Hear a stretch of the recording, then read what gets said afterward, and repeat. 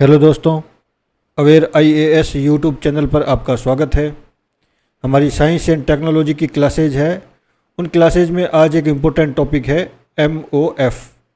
इसको कहते हैं मेटल ऑर्गेनिक फ्रेमवर्क्स। तो यह टॉपिक है, एक तो प्रीलिम्स के लिए भी इम्पोर्टेंट है और इसके साथ में यह मेंस एग्ज़ाम के लिए भी इम्पोर्टेंट है। प्रीलिम्स में आपने अभी देखा, एक नोबेल पुरस्कार के बारे में क्वेश्चन पूछा था।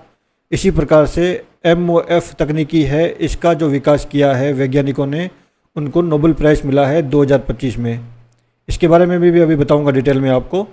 और यह टॉपिक है, ऐसा टॉपिक है जो मेंस के बहुत सारे टॉपिक्स हैं, उनका उनका अगर कोई क्वेश्चन आता है तो आप एग्जाम्पल के रूप में इसको लिख सकते हो।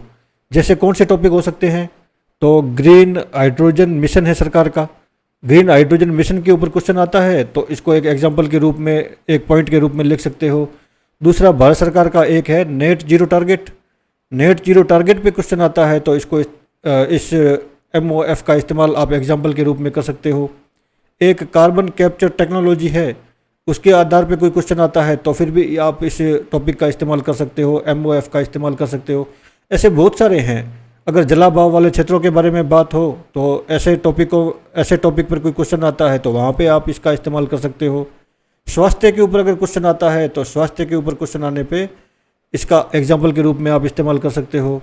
और समुद्रों में तेल का रिसाव होता है, वहाँ पे अगर क्वेश्चन आता है तो वहाँ पर भी आप इसका एग्जाम्पल के रूप में इस्तेमाल कर सकते हो। तो वो बड़ी वाइड वेराइटी के अंदर इसका इस्तेमाल आप एग्जाम्पल के रूप में कर सकते हो। तो इसका मतलब है कि ये टॉपिक हमारे को पता हो।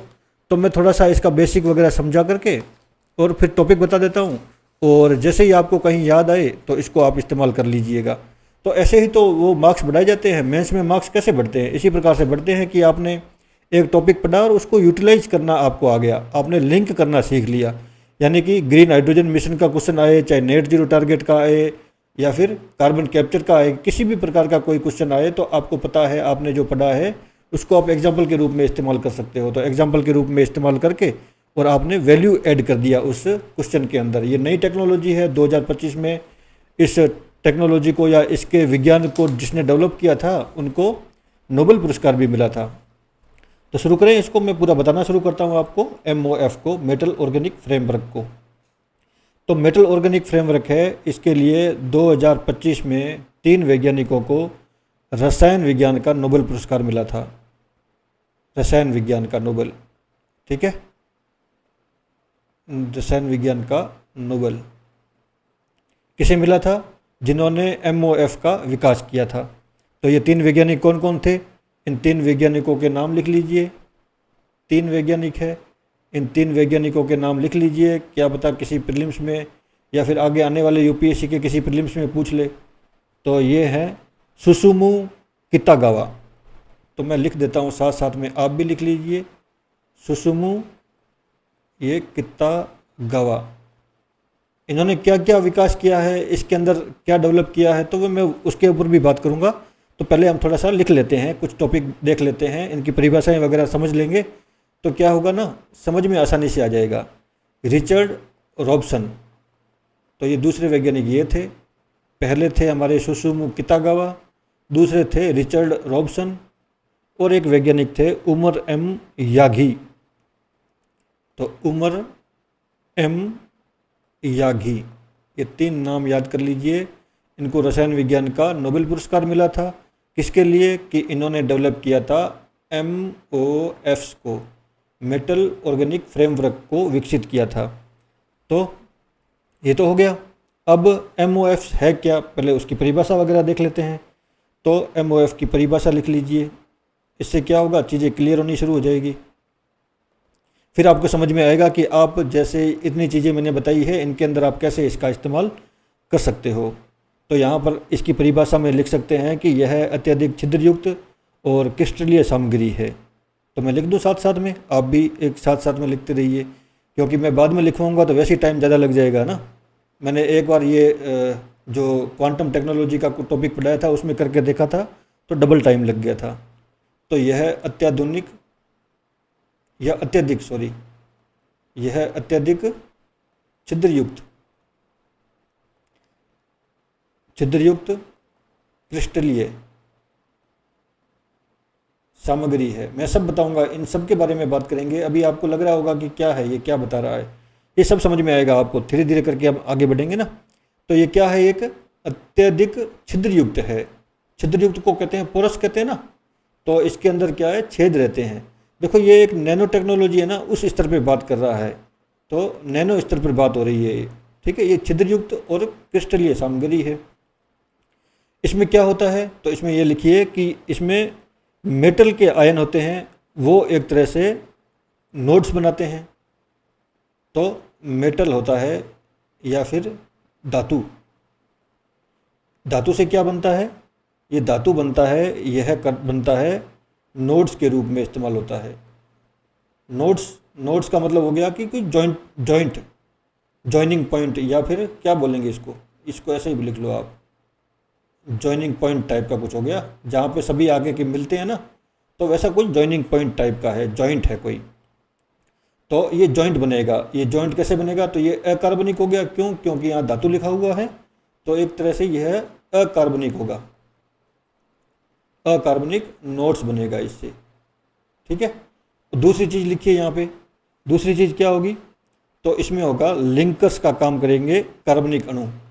तो यहाँ कार्बनिक अणु, ये कार्बनिक अणु किसका काम करेंगे, ये लिंक का काम करेंगे या फिर लिंकर्स का काम करेंगे। अब ये कैसे करते हैं मैं इसके बारे में भी बताता हूँ। ठीक है, तो लिंकर्स के मजबूत सहसंयोजन बंध है, तो के मजबूत सहसंयोजन बंध है। ये इतना समझ में आ गया। इसकी चीज़ में हम बनाएंगे, देखो अभी पूरी संरचना बनाएंगे तो आपको समझ में आएगा। तो आपने दो चीज़ें देख ली इसकी परिभाषा में कि एक तो ये अत्यधिक छिद्रयुक्त और क्रिस्टलीय सामग्री होती है। इसके अंदर दो चीज़ें होती है, एक तो मेटल होती है यानी धातु, जो क्या बनाती है, नोड्स। दूसरे अकार्बनिक अणु होते हैं जो लिंकर्स का काम करते हैं, जो आपस में नोड्स को जोड़ते हैं। उनको कैसे जोड़ते हैं, तो सहसंयोजन बंध बना करके जोड़ते हैं। ठीक है, और इसकी एक विशेषता और लिख लीजिए कि यह एक तरह के आणविक स्पंज जैसा है। तो एक तरह का आणविक स्पंज है, आणविक स्पंज है। ये हो गया। तो आणविक स्पंज जैसा है, इतना लिख लिया। स्पंज क्या होता है आपको पता है ना, पोरस होता है, बीच बीच में छिद्र होते हैं और इस तरह से कुछ संरचना बनी रहती है, और बीच में क्या होते हैं, इसके छिद्र होते हैं। अगर स्पंज को पानी में डुबोगे तो पानी क्या करेगा, इसके बीच में घुस जाएगा, इसके बीच में घुस जाएगा। तो ऐसा तो हमने नॉर्मली देखा था कि या तो फिर वो कार्बनिक हो सकता है, अकार्बनिक हो सकता है, लेकिन इन वैज्ञानिकों ने क्या किया है, एक तो मेटल लिया है और मेटल के साथ में कार्बनिक अणुओं को जोड़ा है। कार्बनिक अणु कैसे हो जाएंगे, जैसे आप देखते हो ना कि प्रोटीन हो गया और मानव जो ह्यूमन टिश्यू हो गया, पौधों का टिश्यू हो गया, तो ये सब चीज़ें हैं, ये कार्बनिक अणु होंगे। और इसको किससे जोड़ दिया, इसको जोड़ दिया जैसे लोहा हो गया, सोडियम हो गया, ऐसी चीज़ें होगी, इनके साथ जोड़ करके इसने ये एक नया फ्रेमवर्क बनाया है। तो कैसे होगा मैं आपको इस संरचना बना के बताता हूँ। तो संरचना कैसी बनेगी, तो ये बनेंगे नोड्स। ये बन गया नोड, एक नोड ये हो गया, एक नोड ये हो गया और एक नोड ये हो गया। तो बताइए ये नोड है, वो नोड किसके बने हुए हैं, तो ये नोड हो गए। ये नोड दरअसल बने हुए हैं धातु के, या अकार्बनिक अणु है, या अकार्बनिक धातु है। ये नोड्स हो गए, वो किससे बने हुए हैं, अकार्बनिक धातु से।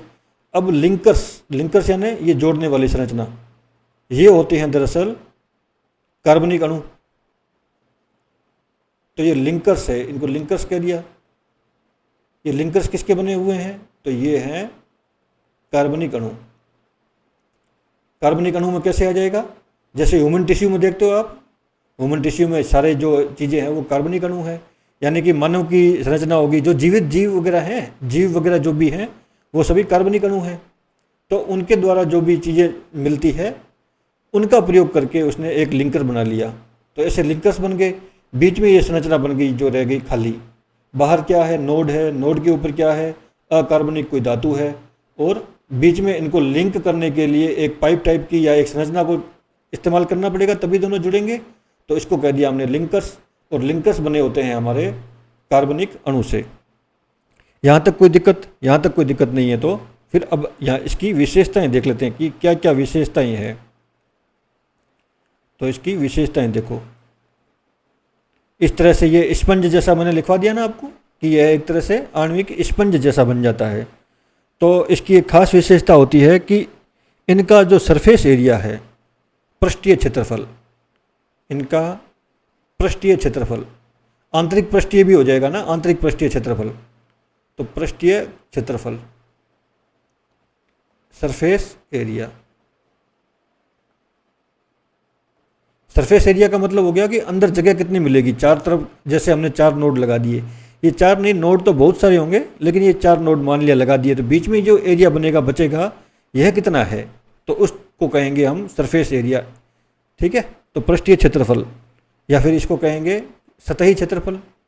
हमें सतह कितनी मिलेगी जहाँ पे हम कुछ चिपका सकते हैं या जिसके अंदर कुछ ट्रैप कर सकते हैं, तो सतही क्षेत्रफल। दोनों में से कोई एक बात कह लोगे तो एक ही है। तो इसका पृष्ठीय क्षेत्रफल या सतही क्षेत्रफल असाधारण रूप से बहुत अधिक होता है, इसलिए ये इम्पोर्टेंट है। असाधारण रूप से अत्यधिक होता है, अत्यधिक होता है, ये है इसकी खास विशेषता। इसके कारण यह चर्चाओं में आ गया है। अब इसके क्या क्या लाभ होंगे, कैसे कैसे करेंगे, वो सब बातें अब धीरे धीरे करके देखेंगे। तो मेटल ऑर्गेनिक फ्रेमवर्क है, इसके अंदर नोड बनाए हमने मेटल के, बीच में 2 नोड को जोड़ने के लिए क्या किया, कार्बनिक अणु लिया, कार्बनिक अणु को बीच में चिपका दिया, तो वो एक तरह से फ्रेम बन गया। तो पूरा फ्रेम खड़ा करेंगे, बड़े कोई संरचना बड़ी बन जाएगी, तो उसको एक तरह से हम इस्तेमाल करेंगे। तो इसकी जो पृष्ठीय क्षेत्रफल के आधार पर बात कही जाती है वो ये है कि अगर इसका 1 ग्राम ले लिया जाए, कितना, मात्र 1 ग्राम, तो इसका जो पृष्ठीय क्षेत्रफल होता है, पृष्ठीय क्षेत्रफल होगा वो फुटबॉल के मैदान के बराबर हो जाएगा। तो पृष्ठीय क्षेत्रफल फुटबॉल के मैदान के बराबर। ज़्यादा दिखाई दे रहा है कि नहीं दे रहा आपको? यानी 1 ग्राम के अंदर जो पृष्ठीय क्षेत्रफल हमारे को मिलेगा फुटबॉल के मैदान के बराबर मिलेगा। इतना अधिक इसका पृष्ठीय क्षेत्रफल हमारे को मिलता है, इसलिए यह इम्पोर्टेंट टेक्नोलॉजी हो गई। टेक्नोलॉजी तो क्या, एक तरह से हाँ कोई चीज़ बन गई है तो टेक्नोलॉजी मानेंगे ना, क्योंकि ये चीज़ बननी शुरू हो जाएगी। अब 3 वैज्ञानिक थे, 3 वैज्ञानिकों के नाम देख लेते हैं, उन्होंने कौन कौन सी चीज़ों का इसके अंदर योगदान दिया। तो वो योगदान से पहले ना एक चीज़ और लिखिए, एक होती है रेटिकुलर केमिस्ट्री, रेटिकुलर केमिस्ट्री, रसायन विज्ञान। तो रेटिकुलर केमिस्ट्री क्या होती है कि यह एक तरह से व्यवस्थित अध्ययन है। तो इसका ऐसे लिख लो, MOF का व्यवस्थित अध्ययन। जिस रसायन विज्ञान की जिस शाखा में किया जाता है तो उसको कह देंगे रेटिकुलर केमिस्ट्री। ठीक है, ये अभी बनी है, देखो अभी मैं बताऊंगा। देखो 3 वैज्ञानिक हैं, उनमें से एक वैज्ञानिक ऐसे हैं जो भारतीय नाम लग रहा है ना, तीसरे वैज्ञानिक का, उन्होंने रेटिकुलर केमिस्ट्री का विकास किया है। उन्होंने इस चीज़ को समझा और उसके बाद में कहा कि इस तरह से आप करोगे तो ये एक तरह से केमिस्ट्री बन जाएगी, इसको अलग से पढ़ना पड़ेगा। इसके अंदर क्या उन्होंने किया, तो इन्होंने एक केमिस्ट्री का निर्माण किया, इसमें मेटल और ऑर्गेनिक पदार्थ को लिंकर के रूप में, और दूसरा फिर मेटल। तो ये मेटल ऑर्गेनिक मेटल ये फ्रेमवर्क बन रहा है। इस फ्रेमवर्क को जोड़ करके जो क्रिस्टल संरचनाएं बनाते हैं, इसका व्यवस्थित अध्ययन की शुरुआत की दरअसल। ठीक है, तो इसका अध्ययन कैसे किया कि मेटल और ऑर्गेनिक बीच में अणु है जो एक तरह से लिंकर का काम कर रहा है, और फिर वापस मेटल आ गया। तो ये मेटल हो गया नोड्स, और जो बीच में आ गया ये लिंकर्स, लिंक करने वाला, जोड़ने वाला, ऐसा कुछ ना।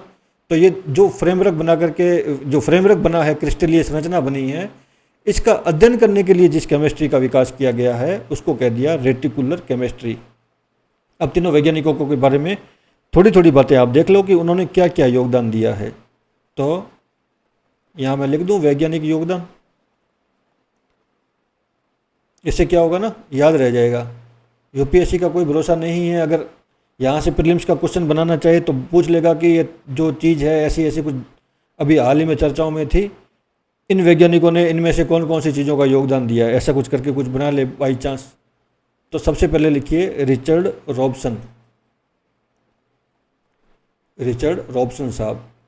तो रिचर्ड रॉबसन ने क्या किया, तो सबसे पहले इन्होंने मेटल और ऑर्गेनिक और मेटल, ये फ्रेमवर्क है, ये फ्रेमवर्क सबसे पहले इन्होंने बनाया, ये फ्रेमवर्क बनाया इन्होंने सबसे पहले ये फ्रेमवर्क बनाया था। फ्रेमवर्क के साथ में इसकी 3D संरचना भी प्रस्तुत की थी। तो 3D संरचना प्रस्तुत की किसने की, तो रिचर्ड रॉबसन साहब ने। दूसरे वैज्ञानिक आ गए हमारे, फिर ये थे सुसुमु कितागावा, सुसुमु कितागावा जी। इन्होंने क्या किया, तो फिर इसके अंदर तो इन्होंने दो बातें सिद्ध की, तो सिद्ध किया, प्रूव किया, या इसका इस्तेमाल सिद्ध किया एक तरह से कि ये कैसे इस्तेमाल हो सकता है, क्या क्या काम कर सकता है। तो क्या सिद्ध किया, तो सबसे पहले तो इन्होंने सिद्ध किया कि MOFs हैं वो कठोर नहीं होते। तो MOFs हैं वो कठोर नहीं होते। एक तो ये बात कह दी इन्होंने। इसके अलावा एक बात और कही, वो क्या थी कि गैस या फिर रसायन इसके संपर्क में आता है तो ये फैल सकते हैं और या सिकुड़ सकते हैं। तो फिर यहाँ लिख दूँ मैं, गैस या रसायन, गैस या रसायन के संपर्क में आने से, संपर्क में आने से ये फैल सकते हैं या सिकुड़ सकते हैं। देखो इसका अनुप्रयोग होगा, अभी देखना आप, फैल सकते हैं या सिकुड़ सकते हैं।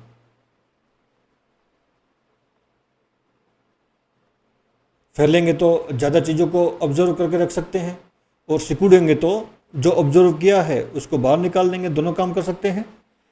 ऐसी जो विशेषता मिल गई तो इसके बाद में इसका अनुप्रयोग तो हो ही जाएगा। अब वो तीसरे वैज्ञानिक का नाम भी लिख करके उनके योगदान को हम यहाँ लिख लेते हैं। तो तीसरे वैज्ञानिक का नाम है उमर एम, गांधी जी के तरह याद आ रहा है मेरे को, यागी, ये यागी है, गांधी नहीं है, यागी। इन्होंने क्या किया, तो मेटल ऑर्गेनिक फ्रेमवर्क ये शब्द है, ये शब्द इन्होंने दिया था, ये शब्द इन्होंने दिया। कौन सा शब्द, मेटल ऑर्गेनिक फ्रेमवर्क, यह शब्द है, इस शब्द को उमर एम यागी साहब ने दिया। इसके साथ में इन्होंने रेटिकुलर केमिस्ट्री विकसित की। अब पूछोगे रेटिकुलर केमिस्ट्री क्या होती है, पूछोगे ना, नहीं पूछोगे, मुझे पता है क्यों नहीं पूछोगे, क्योंकि मैं ऊपर बता चुका हूँ। रेटिकुलर केमिस्ट्री का विकास किया, ये अलग से एक शाखा बन गई, रेटिकुलर केमिस्ट्री, केमिस्ट्री की एक अलग शाखा बन गई, और इसके अंदर इन्हीं चीज़ों का अध्ययन किया जाता है। हो गया। अब इसके हैं अनुप्रयोग, कहाँ कहाँ इसका प्रयोग किया जा सकता है। तो अनुप्रयोग जब भी लिखने होते हैं, मैंने आपको एक फ्रेमवर्क बताया है। फ्रेमवर्क क्या है, तो फ्रेमवर्क में 3 चीज़ों का इस्तेमाल करो। देखो ये बनाना मत वहाँ जा कर के, कहीं आप वहाँ एग्ज़ाम के अंदर ये बनाने लग जाओ। ये दरअसल आपको समझाने के लिए है कि 3 चीज़ों को दिमाग में रखो, इससे क्या होगा, आंसर लिखना आसान हो जाएगा। और तरीके भी बहुत सारे हैं, लोगों के पास होंगे, लेकिन मुझे हमेशा लगा है कि ऐसा कुछ जो फ्रेम है दिमाग में बन जाता है ना, तो आंसर लिखना बहुत आसान हो जाता है। जैसे समाज हो गया, अर्थव्यवस्था हो गया, और तीसरी चीज़ क्या था, पर्यावरण। और इन तीनों चीज़ों के अंदर आप सबको शामिल कर सकते हो, जितने भी पॉइंट है ना वो सब इन तीनों के अंदर कहीं ना कहीं सेट हो जाएंगे। ठीक है, इनको सेट कर लिया हमने। तो अब धीरे धीरे देखते हैं कि एक एक के लिए क्या क्या अनुप्रयोग इसका हो सकता है। तो सबसे पहले मैं शुरू करता हूँ समाज से। समाज में इसके क्या क्या अनुप्रयोग हो सकते हैं। तो जब भी मैं अनुप्रयोग बता रहा हूँ, अगर वो कहीं ना कहीं सेट हो रहे हो तो वहाँ पर एग्जाम्पल के रूप में आपको इस्तेमाल कर लेना है। सबसे समाज के अंदर सबसे पहला तो ये है कि यह पेयजल जो पेयजल की कमी वाले क्षेत्र हैं, पेयजल कमी की पूर्ति कर सकते हैं। मैं बताता हूँ कैसे। दरअसल क्या ना, इनके अंदर ये कैपेबिलिटी है कि कुछ ऑब्जर्व करेंगे, तो इनको अगर रखा जाएगा हवा के अंदर तो ये पानी को ऑब्जर्व करके और फूल जाएंगे, थोड़ा सा फूल जाएंगे तो पानी को अंदर रख लेंगे। और अब इसको क्या किया हमने, कांच के अंदर बंद किया, शीशे के अंदर बंद किया और धूप के अंदर रखा। धूप के अंदर रखोगे तो क्या होगा, धूप के अंदर रखेंगे तो पानी इसके अंदर से उड़ जाएगा और यहाँ इकट्ठा हो जाएगा। एक तरह से क्या बन जाएगा, हमारे को पानी मिल जाएगा। यहाँ टूटी लगा करके पानी को बाहर निकाल लिया, तो इस तरह से कर सकते हैं ना।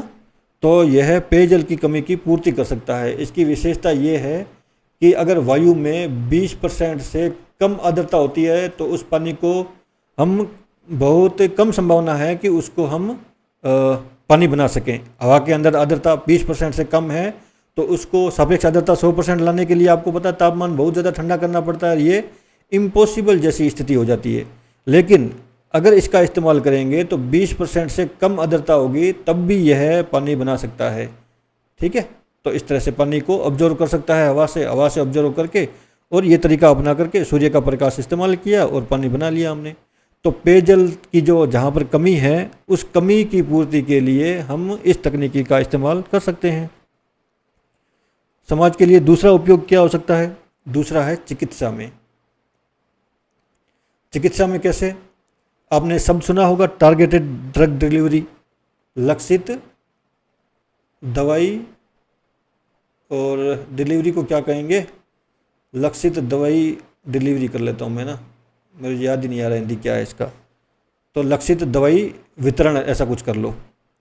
और तीसरा, जैसे चिकित्सा में आप समझ में आ गया होगा क्योंकि ये स्पंज टाइप का है, दवाई इसके अंदर डाली और हमें इसको ऐसा इन्फॉर्मेशन टाइप का दिया हुआ है या फिर ऐसा केमिकल इस्तेमाल किया हुआ है कि जिस अंग के अंदर इसको भेजना है वहाँ जाते ही इसकी केमिकल स्ट्रक्चर बदलेगी और ये दवाई को रिलीज कर देगा। तो टारगेटेड ड्रग डिलीवरी है, उसके अंदर भी हम इसका इस्तेमाल कर सकते हैं। चिकित्सा का जब भी पॉइंट आए तो बताना चाहिए आपको कि हमें जो MOFs है इसका इस्तेमाल करके लक्षित दवाई वितरण के, दवाई वितरण हो जाएगा ना, लक्षित दवाई वितरण में इसका इस्तेमाल करना चाहिए। तीसरा हो जाएगा कृषि में, जैसे दवाई वितरण है वैसे लक्षित उर्वरक वितरण। तो जहाँ पे जिस पौधे को जो दवाई या फिर उर्वरक हमें भेजना है वो डालेंगे इसके अंदर और वहाँ डाल देंगे तो ये उसके संपर्क में आएगा तो क्या करेगा, उसको लक्षित लिखना है ना, आगे लिखना लक्षित। तो लक्षित उर्वरक वितरण भी हो जाएगा, उर्वरक डिलीवरी हो जाएगा। इस तरह से हम पॉइंट और भी बना सकते हैं, जितने भी बनाना चाहें, जहाँ पर भी हमें लगता है कि किसी चीज़ को ऑब्जर्व किया और लक्षित रूप से हमें वहाँ पर पहुँचाना है तो समाज के अंदर जो भी आपको पॉइंट मिल जाए उनको यहाँ पे शामिल कर लेना। अब समाज के बाद में हमारा क्या आ जाएगा, पर्यावरण। अर्थव्यवस्था भी लिख सकते हो, एक ही बात है, कोई ज़्यादा दिक्कत वाली बात नहीं है। अब आपको समझ में आ गया होगा कि मैं पर्यावरण कह रहा हूँ तो शुरू में मैं जो चीज़ें बता रहा था वही लिखूँगा। उनमें से कौन कौन सी हो जाएगी, एक तो लिखिए कार्बन कैप्चर,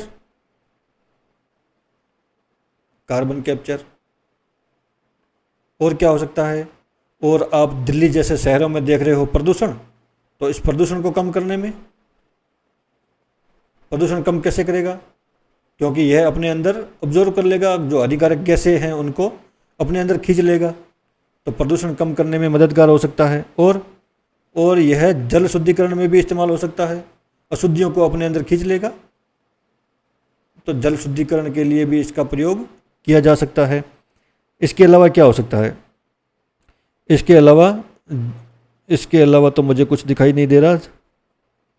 हाँ ठीक है, इतना हो जाएगा। 3 पॉइंट, दो में 3 पॉइंट हो गए, तीसरे में भी 3 पॉइंट लिख लेंगे तो बात बन जाएगी। देखो ये एग्जांपल है ना, जैसे इस कार्बन कैप्चर का कोई क्वेश्चन आ गया तो इस टेक्नोलॉजी का इस्तेमाल करना है, प्रदूषण के ऊपर कोई क्वेश्चन आ जाए तो इस टेक्नोलॉजी का इस्तेमाल करना है, जल शुद्धिकरण का बात आ जाए तो इस टेक्नोलॉजी को एग्जाम्पल के रूप में इस्तेमाल करना है। इन चीज़ों को इस्तेमाल करना सीखना है आपको, ठीक है। पेयजल की कमी की, जैसे पेयजल की समस्या के बारे में बात आए तो ऐसी टेक्नोलॉजी को इन्वॉल्व करना चाहिए, ऐसे अनुसंधानों पर जोर देना चाहिए जैसे MOFs काम करता है, और इनका प्रयोग करके हमें जलापूर्ति सुनिश्चित करनी चाहिए। चिकित्सा के मामले में कोई आए तो ऐसी टेक्नोलॉजी डेवलप करनी चाहिए जो लक्षित दवाई वितरण कर सके जैसा कि MOFs। इस तरह से आपको इसके इस्तेमाल करने हैं। अब क्या बच गया हमारा? समाज हो गया, पर्यावरण हो गया, अच्छा इकोनॉमी तो बच गया, अर्थव्यवस्था। अर्थव्यवस्था में भी कोई 3 पॉइंट मुझे बता दो, कोई बता सकता है तो मैं बताता हूँ आपको, आप तो बताओगे नहीं। सबसे पहला एक पॉइंट लिख सकते हो तो अर्थव्यवस्था में हाइड्रोजन होती है ना, हाइड्रोजन, हाइड्रोजन का स्टोरेज करना सबसे मुश्किल काम है। तो हाइड्रोजन का स्टोरेज हम MOFs का इस्तेमाल करके इनके छिद्रों के अंदर कर सकते हैं। तो हाइड्रोजन का स्टोरेज करने के लिए ग्रीन हाइड्रोजन मिशन हमें अभी याद आ रहा होगा, अगर उसके बारे में कोई चर्चा आए तो हाइड्रोजन के स्टोरेज की समस्या आएगी। हाइड्रोजन के स्टोरेज की समस्या के समाधान के लिए हम क्या करेंगे? हम MOFs का इस्तेमाल करेंगे और उसके छिद्रों के अंदर हाइड्रोजन को भर के रख देंगे। इस तरह से अर्थव्यवस्था में ये काम आ जाएगा। और क्या हो सकता है? और आ जाएगा मीथेन भंडारण के लिए भी, तो मीथेन भंडारण के लिए भी इसका इस्तेमाल हो सकता है। ठीक है, इस तरह से अगर कोई क्वेश्चन आ जाए ना, जैसे प्रदूषण कम करना, जो भी कम करना, तो ऐसा क्वेश्चन आएगा ही आएगा, तय है। ऐसे क्वेश्चन आएंगे तो उनके अंदर अगर हमें संभावना लगती है कि तकनीकी रूप से कोई न कोई पॉइंट लिखना है, तो वहाँ पे आप एग्जाम्पल के रूप में MOFs को रख दो, तुरंत रख दो कि MOFs ऐसी तकनीकी जो हाल ही में विकसित हो रही है, 2025 में केमिस्ट्री में उसको नोबेल पुरस्कार मिला है, ऐसी तकनीकी का इस्तेमाल करके इन चीज़ों के समाधान को ढूंढने का प्रयास करना चाहिए। ये बात लिखनी है बस। अब एक पॉइंट लास्ट लिख लीजिए, क्योंकि ये टेक्नोलॉजी है, अगर सीधा इसके ऊपर क्वेश्चन वैसे तो पूछने की संभावनाएं बहुत कम है, लेकिन बाई चांस पूछ ही ले तो हमें क्या करना है? हमें इसकी सीमाएं भी लिखनी पड़ेगी। तो इसकी सीमाएं भी लिख लीजिए दो। एक तो है कि यह जल और तापमान के प्रति अस्थिर है। तो जल और तापमान के प्रति अस्थिरता, आपने देखा ना कि कुछ ही पानी है, पानी संपर्क में आएगा तो वो फूल जाता है। तो मैंने क्या लिखा था? जल और तापमान के प्रति, हाँ, अस्थिरता।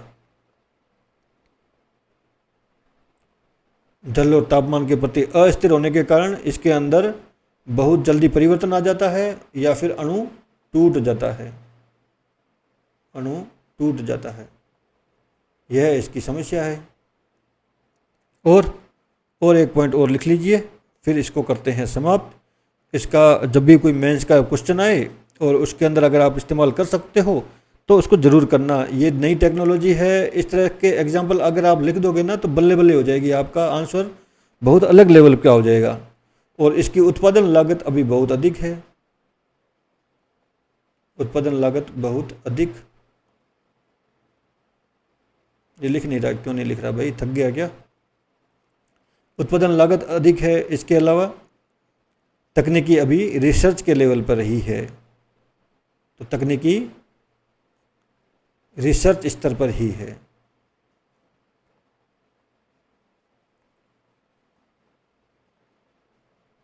ये मैंने लिख तो दिया है, ये धीरे धीरे छपेगा। हाँ, ये हो गया, ठीक है। तो ये हो गया टॉपिक आपका पूरा। और इसका जब भी इस्तेमाल हो, और मैंने जैसे ही शुरू में बताया था आपको, इनमें से किसी के बारे में भी पूछ ले तो इसका एग्जाम्पल के रूप में आप इस्तेमाल कर लेना। MOFs लिख लेना कि MOFs का इसके अंदर इस्तेमाल करके हमें इस चीज़ को प्रयोग करना चाहिए, इस तरह से कुछ। ठीक है, चलिए समाप्त करते हैं।